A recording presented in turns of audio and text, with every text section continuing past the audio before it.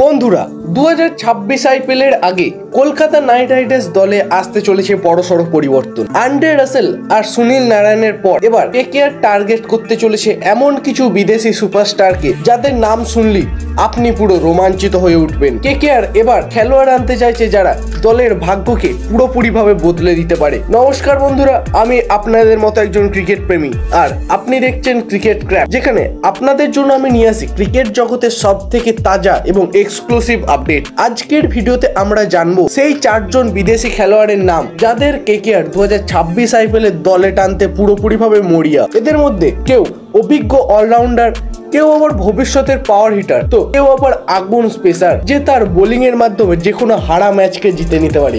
তাহলে চলো বন্ধুরা দেখে নেওয়া যাক সেই 4 জনের নাম যাদেরকে 2026 আইপিএল এ নিজেদের দলে টানতে আমাদের কেকেআর টিম ম্যানেজমেন্ট পুরোপুরিভাবে মরিয়া। এই তালিকায় প্রথমেই যে নামটি উঠে আসছে সেটা হলো মাইকেল ব্রেসওয়েল, নিউজিল্যান্ডের অভিজ্ঞ অলরাউন্ডার যিনি ব্যাট বল সমানভাবে কার্যকরী। মিডল অর্ডারে যেমন বল হাতে ডেথ ওভার বোলিং করতে পারেন, আবার নিচের দিকে এসে পাওয়ার হিটিংও করতে পারেন দুর্দান্তভাবে।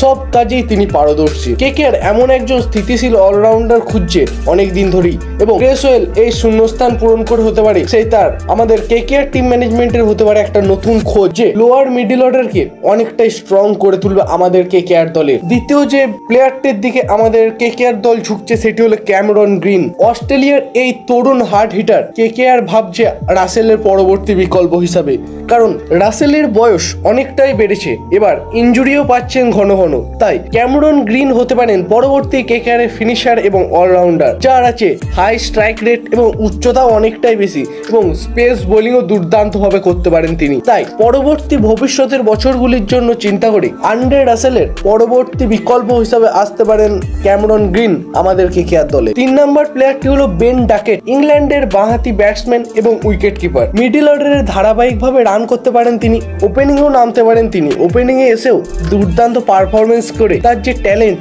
তার যে প্রতিভা সেটা প্রতিফলন করেছেন তিনি। ফিল সল্টের বিকল্প হিসাবে কেকেআর তাকে নিতে চাইবে অবশ্যই কেকেআর। যদিও ফিল সল্টকে কেকেআর পায়, অবশ্যই অকশনে তার পিছনে দৌড়াবে, কারণ তার সম্ভাবনা অনেকটাই কম।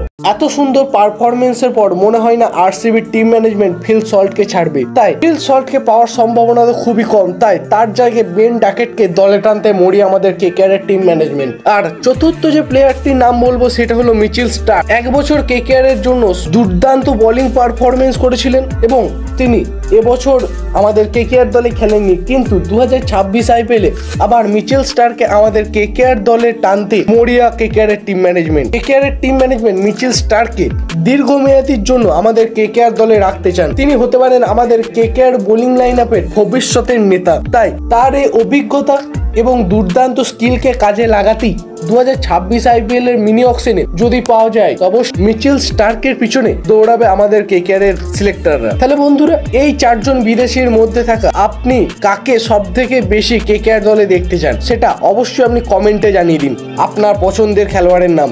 আর আপনি যদি একজন কেকেআর ভক্ত হন তাহলে এই ভিডিওটি একটি লাইক করে দিন, আর বন্ধুর সঙ্গে অবশ্যই শেয়ার করে দিন, আর বন্ধুকে বলুন যেন অবশ্যই আমাদের চ্যানেলটি সাবস্ক্রাইব করে নেয়।